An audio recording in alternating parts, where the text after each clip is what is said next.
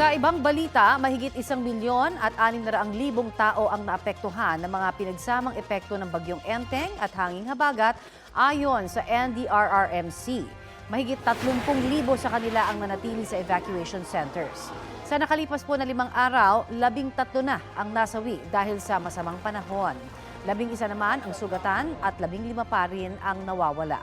Sa tala po ng NDRRMC, mahigit 63 milyong piso ang halaga ng pinsala sa infrastruktura sa Cordillera Administrative Region, Region 5 at Region 2. Naiulat na rin po ang pinsala sa agrikultura sa Western Visayas na abot sa mahigit 1 milyong piso.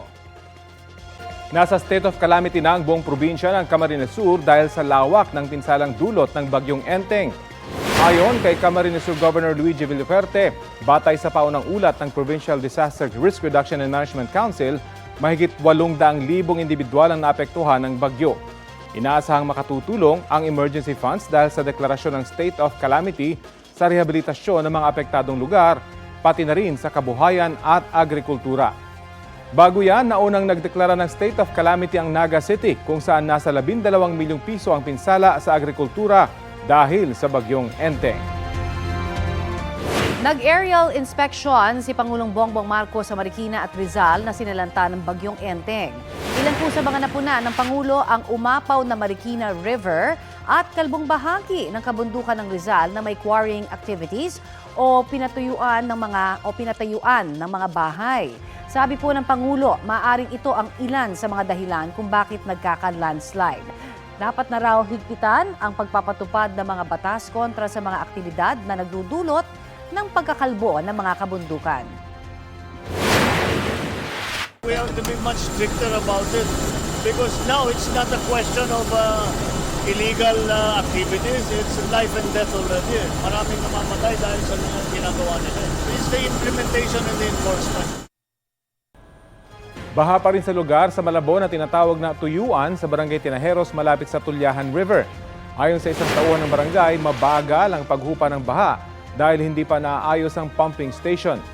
Samantala, nananatili pa rin sa evacuation center ang mahigit 60 residente. Lumikas sila dahil sa bahang dulot ng malakas na ulan, high tide at pag-apaw ng Tulyahan River na konektado sa La Mesa Dam. Kwento ng mga residente, bahain talaga sa kanilang lugar dahil mababa at malapit lang sila sa ilog. Bagamat perwisyo, nasanay na rin daw sila sa ganitong pamumuhay.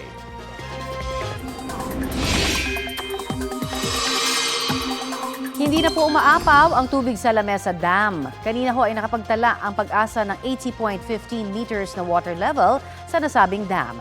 Yan din ang spilling level ng tubig sa La Mesa. Patuloy namang nagpapakawala ng tubig ang Ipo Reservoir. Isang gate ang nakabukas habang nasa mahigit 100 meters ang water level nito sa kasalukuyan. Bahagya rin pong bumaba ang tubig sa Magat at Caliraya Reservoir. Tumaas naman ang water level ngayon sa Angat, Ambuklaw, Binga, San Roque at Pantabangan Reservoir. Kapuso, para sa mga maiinit na balita, mag-subscribe sa GMA Integrated News sa YouTube. Sa mga kapuso naman abroad, subaybayan nyo kami sa GMA Pinoy TV at sa www.gmanews.tv.